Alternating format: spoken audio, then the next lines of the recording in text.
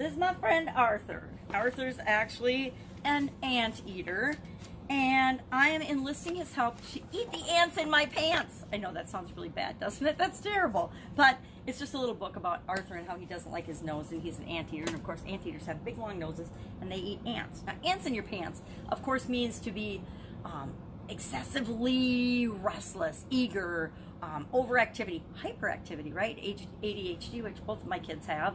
And I was often accused in my childhood about having ants in my pants because I wasn't that kid that could sit still in class. And for a girl, that was pretty unusual in back in the day. There were probably a couple of us, but mostly the boys were super hyperactive, and I fit in more with them than I did with the little girls because of my energy level. Ants in our pants actually is a good thing. I mean, it's kind of like ADHD. People think that ADHD is a bad thing. And dyslexia and dysgraphia, I personally think it's a superpower because I think it allows people to look at the world differently. And when you can look at the world differently, anybody who can look at the world differently and can step back and see things differently, that's a gift. That is a way to actually attract a group of people to you that you are here to help, that actually need your help, because they are seen as different and sometimes treated as outcasts or bullied or not treated right and fairly. Don't know why I got off on that tangent. But ants in our pants, I've always used that and used that energy in positive ways in my life. Not always, but for the most part. I mean, there were times when I was younger where I didn't understand why I felt different and why I thought differently and why I looked at the world differently than other people. And that was confusing. When you're young, that's confusing and frustrating and worrisome, and you're wondering, you know, geez, because I want to do this, am I crazy? Is it just impossible because other people have told me it's not possible, or can I really figure out a way to do it? And I usually took the energy that was excess energy in other people's opinions, and I put that toward proving that I could do things that people told me I can't do, because you know what, there's no such thing as can't.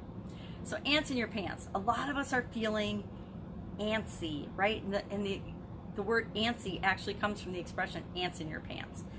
It's one of those idioms that hasn't been around that long, only since probably the 1930s.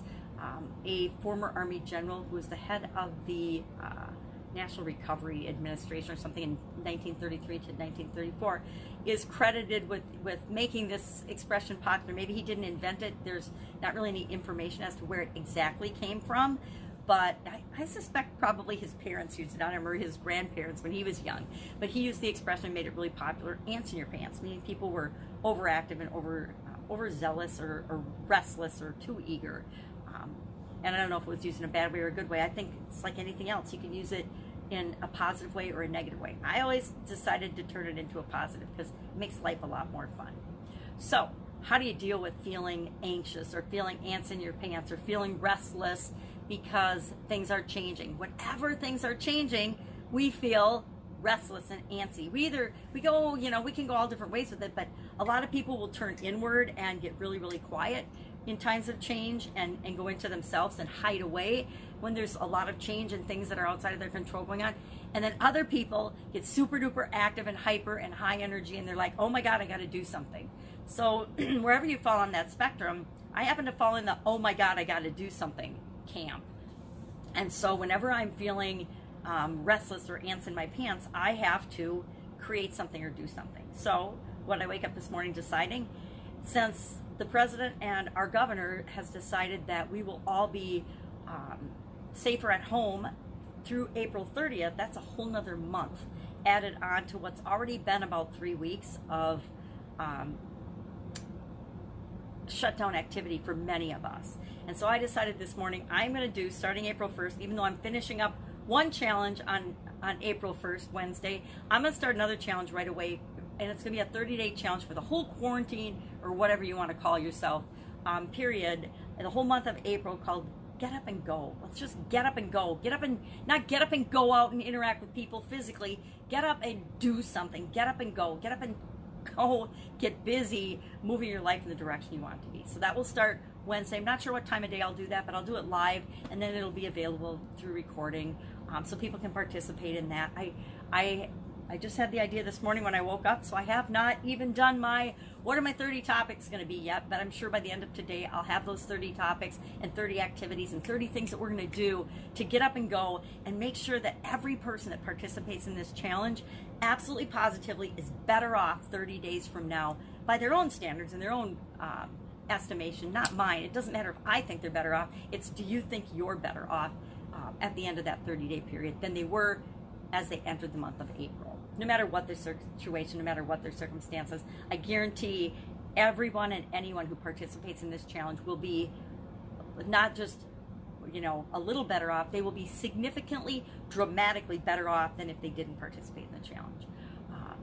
So that's how I deal with issues of feeling like I have ants in my pants and I need to do something. I actually do something. I actually take some action and do some activity.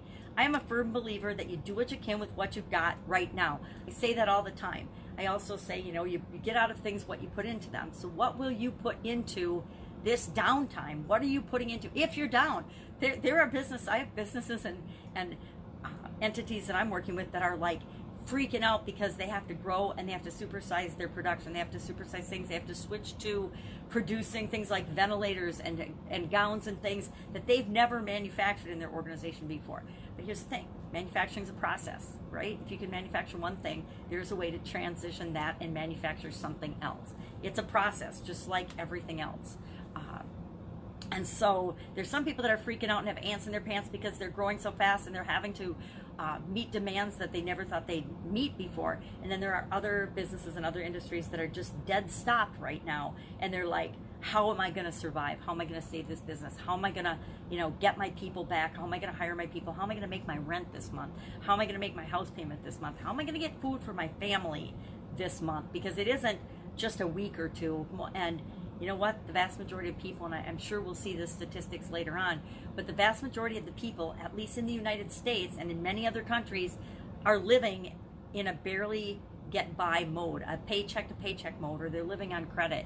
And this situation is going to make that so significantly worse. And of course, credit card companies are smiling all the way to their billions of dollars in riches and their high interest rates as people max out their credit cards and max out their situations. So I'm here, and one of the things we'll do in the Get Up and Go Challenge is find ways to make sure that you are not doing that, not maxing out the credit card companies and making them rich in a time when they should be being adjusted just like everybody else. And so should other things in other industries, not just the little guys, the human beings, we people. Everybody should be having to figure this out and not be getting bailouts to the tune of $60 billion for their industry and for their businesses when there's so much else going on. There's got to be it's all political, which is scary, right? But we'll all get through this working together and helping one another out. So working on that. Today is day 8 of the Live Challenge Workshop. And our bonus session today is all about challenge successes and how you can use challenges to really absolutely get whatever you want and get what you want for the people that you serve. And when you get them a result, everything and anything is possible because they will work with you even in challenging times like this. They will come running to your door and say, oh my gosh, I need you to help me. Fun day. Today was I don't know what day it was. It was day 83 of the fun. We're doing a 365-day challenge to do one fun thing every day. Now, we started this at the beginning of the year, and it's pretty exciting because it's the perfect thing. Every day, I'm hanging out with a 4-year-old, and we need to do at least one fun thing every day. We usually do more than one fun thing, but one thing better be fun for her every day, or Grandma's going to be miserable. So it's worked out pretty well that 2020 was the year of fun for me personally, and hopefully for the other people that are participating in the challenge as well. Otherwise, my daughter went to be with her husband and took the dogs, so it is super duper quiet in my temporary living situation, and I'm excited that my granddaughter is coming today, so it isn't just me. Otherwise, I am using this time to clean my basement. I know, freaky, right? But I'm using this time, the time that I would have, instead of just hanging out watching Netflix and things, which, my first inclination is, oh, wow, I could watch some cool series. I've never seen Game of Thrones. I've never seen some of these things. I could do that. But instead I'm like, okay, nope, for at least 1 hour a day, I am working on cleaning and organizing and sorting the things in my basement. Meaning, even though I just moved and got rid of 90% of my physical belongings, I still have way too much stuff. Way too many clothes, way too many office type supply things, way too many physical things still. So I committed to, during this next 1 month period, working on my basement for an hour a day. Now, I don't know that it's going to take me 33 hours cleaning my basement. I doubt it, but it will give me the opportunity to sort through and organize things in a way that I've never been able to organize them before, because I'm going to dedicate an hour a day to doing it.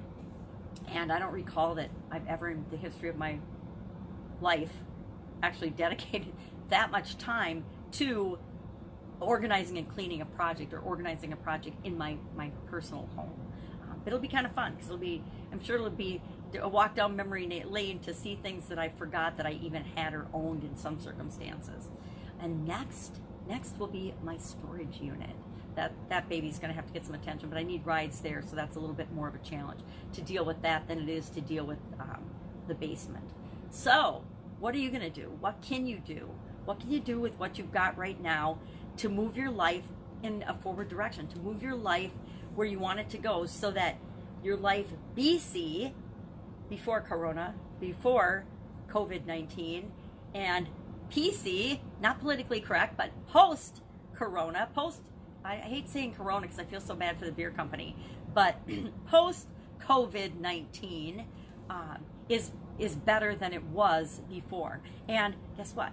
It absolutely positively can and will and should be better for you, right? Is it going to be better for everybody?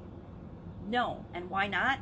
Because a lot of people are not going to use this time to do the things that they can do to make sure that they're in a better position than they were going into this. I have already put things in place to make sure that I am never as unprepared as I was for this incident to happen. And I'm the first to admit I'm doing just fine. And part of why I'm doing just fine is I'm not focusing on what I can't do. I'm not focusing on what I've lost. I'm not focusing on what we're not supposed to do. I am focused 100% on what is working, what I'm grateful for, what I can do, not only to help myself and my family, but other people as well. And as long as I'm focused on that, and I'm grateful, I'm grateful to wake up in a warm house every day, right? I'm grateful that I have food. Is it all the things I love to eat and wish I was in my refrigerator right now, in my pantry? No, absolutely not. A lot of the things I thrive on are not available right now, but I know they'll be available again in the not too distant future. And guess what? I also know I can survive for a month without them, right? With the exception maybe of sea salt caramels. I might need to find a stash of sea salt caramels somewhere. But what I've been hearing about the stores is that junk food and sweets and things like that, they're not having any trouble stocking those. So people are actually taking care of themselves and buying out the good foods first, right? So that's a good sign.